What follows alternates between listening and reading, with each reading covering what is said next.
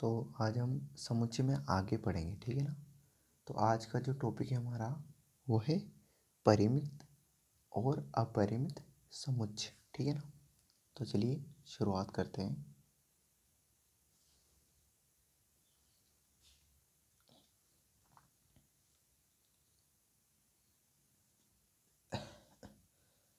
परिमित और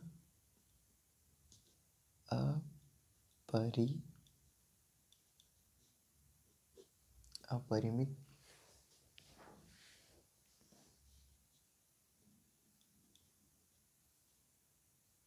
समुच्चय, ठीक है ना। इसको इंग्लिश में बोलते हैं फाइनाइट एंड इनफाइनाइट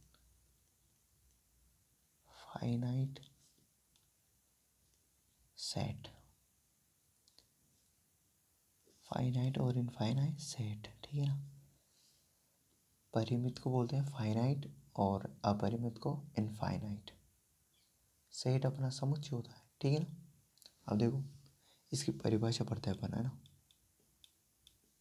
देखो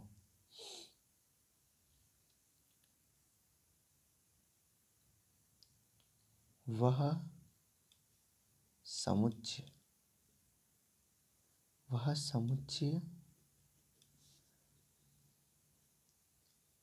जिसमें अवयवों की संख्या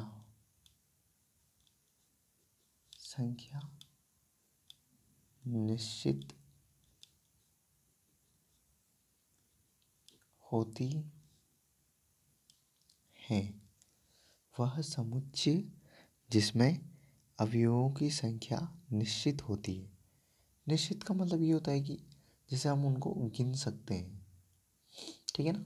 जैसे हम उनको गिन सकते हैं, जैसे स्वरों का समुच्चय, जैसे वोवेल्स का समुच्चय, तो उनको हम गिन सकते हैं। जैसे ए, ई, आई, ओ, यू 5 होते हैं, गिन लिया अपन ने। तो वह समुच्चय जिसमें अवयवों की संख्या निश्चित होती है उसे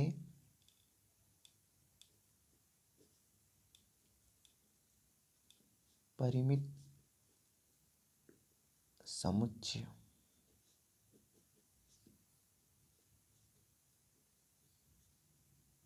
कहते हैं, ठीक है ना। परिमित समुच्चय कहते हैं। जैसे देखो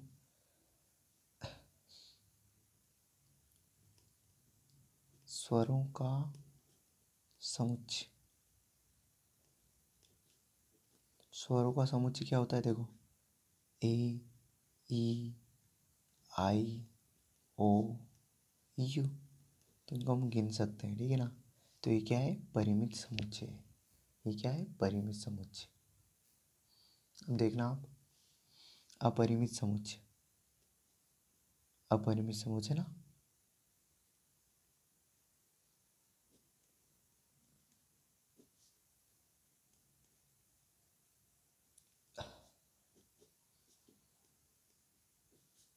वह समुच्चय जिसमें अवयवों की संख्या निश्चित नहीं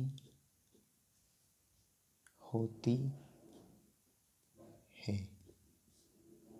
वह समुच्चय जिसमें अवयवों की संख्या निश्चित नहीं होती है, या हम कह सकते हैं जिसे हम गिन नहीं सकते, ठीक है ना। जिसे हम गिन नहीं सकते या जिसे हम रोस्टर रूप में नहीं लिख सकते, ठीक है। वह समुच्चय जिसमें अवयवों की संख्या निश्चित नहीं होती, जिसे हम गिन नहीं सकते, उसे अपरिमित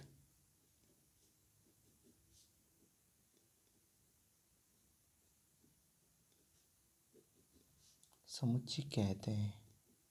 ठीक है ना। जैसे देखो इसका एग्जाम्पल देखो,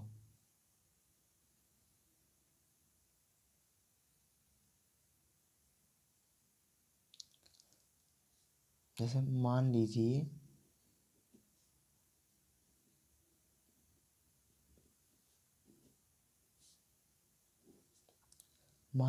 कि जी किसी रेखा पर स्थित सभी बिंदुओं का समुच्चय है। मान लीजिए जी क्या है, किसी रेखा पर स्थित सभी बिंदुओं का समुच्चय है। तो देखिए किसी रेखा पर कोई रेखा होती है, जैसे ये रेखा है कोई, देखो ये रेखा है, ठीक है। तो इसमें तो देखो बहुत सारे रेखा क्या होती है, रेखा बहुत सारी होती है, मतलब बहुत बड़ी होती है ना। तो मतलब इसमें तो अनंत बिंदु होंगे, अनंत अनंत पॉइंट होंगे, ऐसे छोटे छोटे छोटे छोटे, जैसे हम मेजर ही नहीं कर पाएंगे ना, बहुत सारे होंगे ऐसे। तो जी कौन सा समुच्चय हो जाएगा, जी एक अपरिमित समुच्चय होगा। ठीक है ना। तो आपको मैंने परिमित बता दिया, अपरिमित बता दिया। अब इसके बारे में थोड़ा सा आगे बढ़ते हैं हम ना, इस परिमित अपरिमित के बारे में थोड़ा सा और पढ़ते हैं। ठीक है ना। अब देखो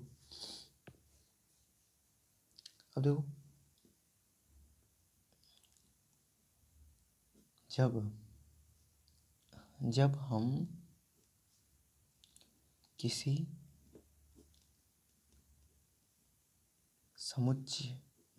समुच्चय को रोस्टर रूप क्या होता है, जिसको हम दूसरा नाम क्या है इसका, सारणीबद्ध रूप।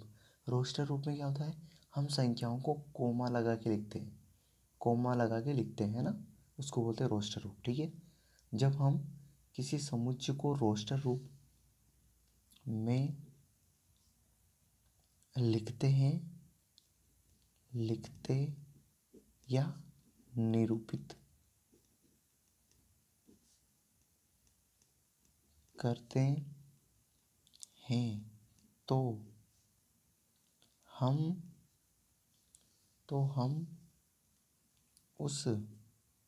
उस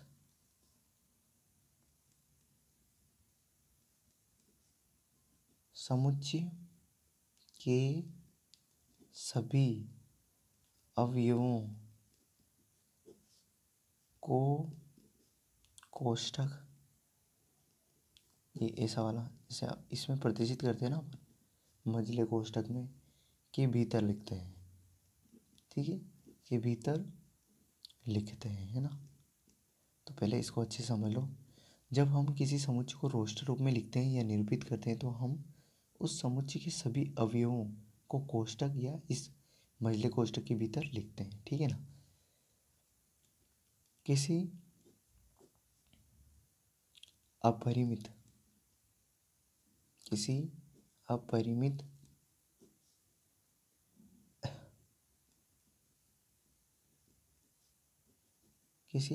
समुच्चय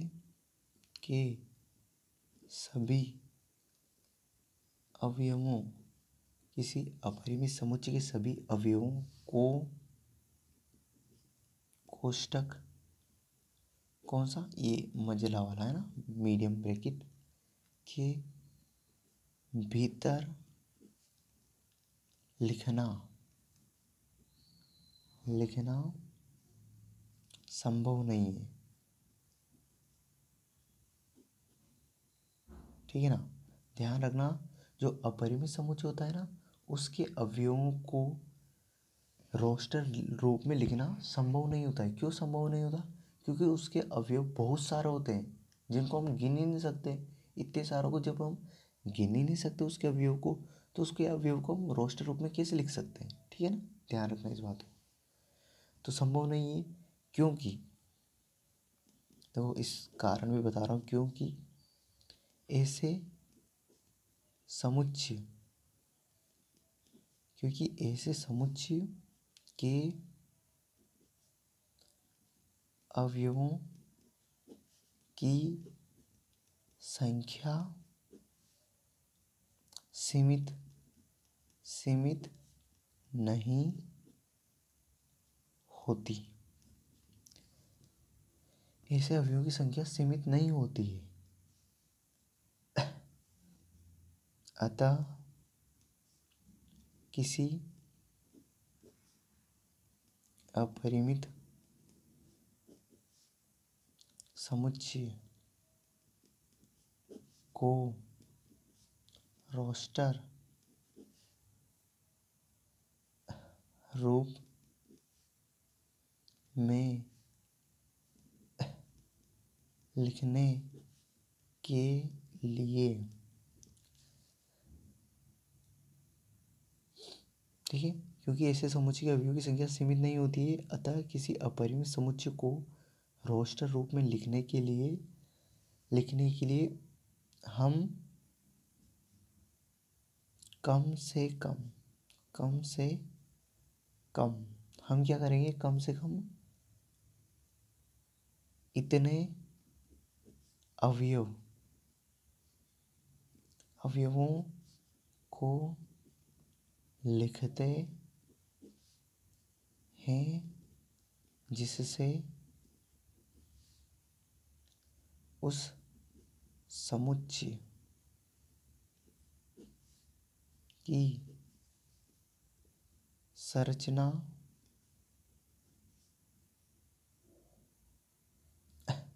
स्पष्ट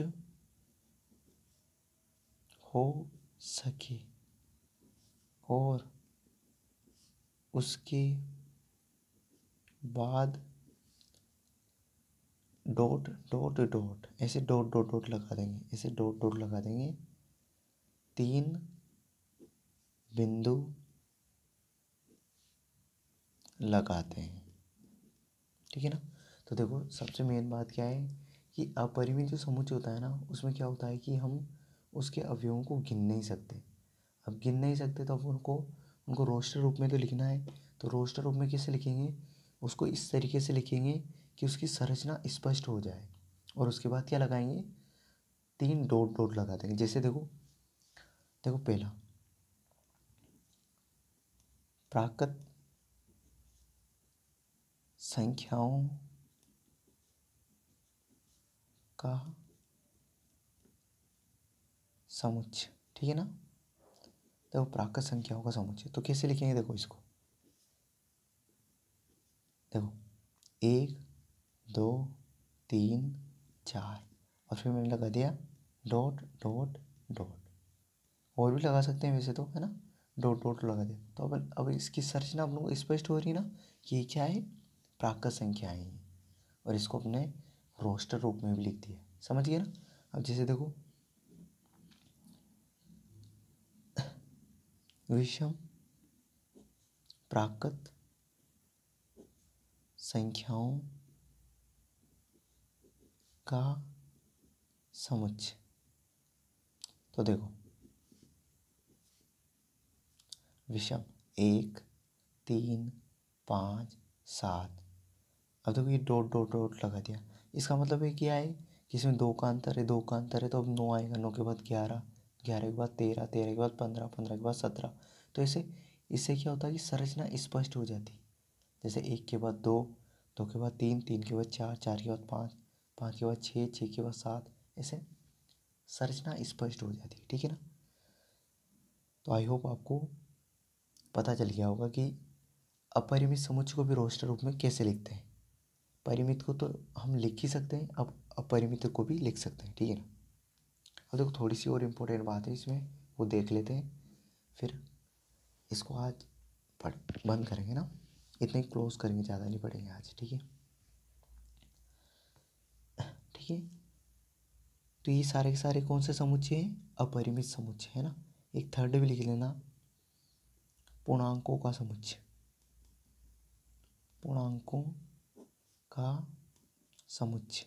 अब तुमको सबसे पहले तो ये पता होना चाहिए तुम्हें प्राकृत संख्याएं क्या होती है, पूर्णांक संख्याएं क्या होती है। तो मैंने इन पे पहले ही वीडियो बनाया हुआ है, आप देख सकते हैं आराम से। ठीक है, तो पूर्णांक क्या होता है, देखो -3, -2, -1, 0, 1, 2 और ऐसे डॉट डॉट डॉट। तो सारे सारे क्या है, ये अपरिमित समुच्चय है ये। ठीक है ना। अब देखो नोट,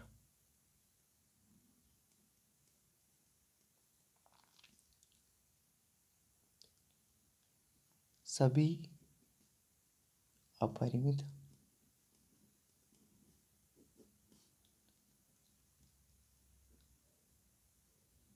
समुच्चय, सभी अपरिमित समुच्चय का वर्णन रोस्टर रूप में नहीं किया जा सकता है। ध्यान रखना कि जो सभी अपरिमित समुच्चय होते हैं ना, उनका वर्णन है ना रोस्टर रूप में नहीं किया जा सकता। सभी अपरिमित समुच्चय का रोस्टर रूप में वर्णन क्यों नहीं किया जा सकता, क्योंकि उनकी संरचना स्पष्ट नहीं होगी। जिनकी संरचना स्पष्ट हो जाएगी उसका तो वर्णन कर देंगे हम, और जिसकी संरचना स्पष्ट नहीं होगी उसका रोस्टर रूप में वर्णन नहीं कर सकते।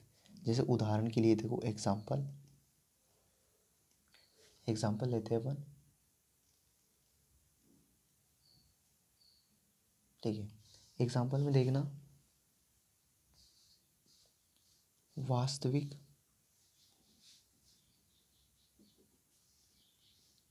संख्याओं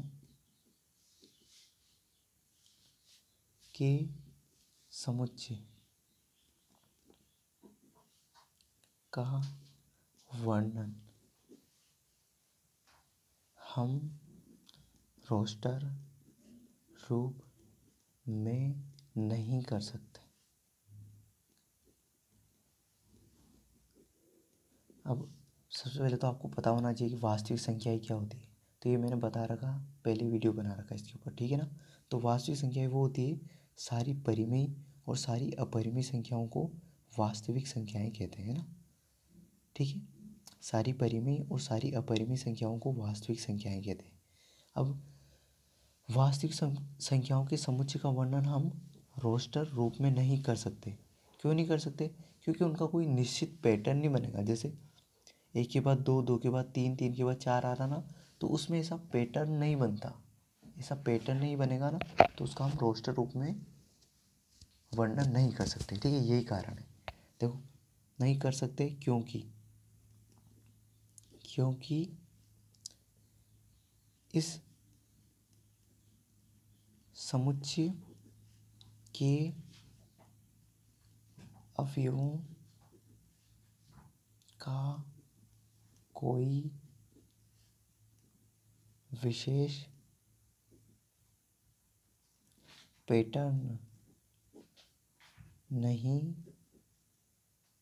होता है या बनता है। ठीक है ना। तो इस कारण हम वास्तविक संख्याओं को रोस्टर रूप में नहीं लिख सकते। तो सारे अपरिमित समुच्चय का वर्णन हम रोस्टर रूप में नहीं कर सकते। कुछ होते हैं उनको कर सकते हैं ना, जैसे प्राकृत संख्याएं हैं, ये जिनका एक पैटर्न होता है उनको कर सकते हैं। ठीक है, तो आई होप आपको आज का वीडियो अच्छा लगा होगा। Thank you.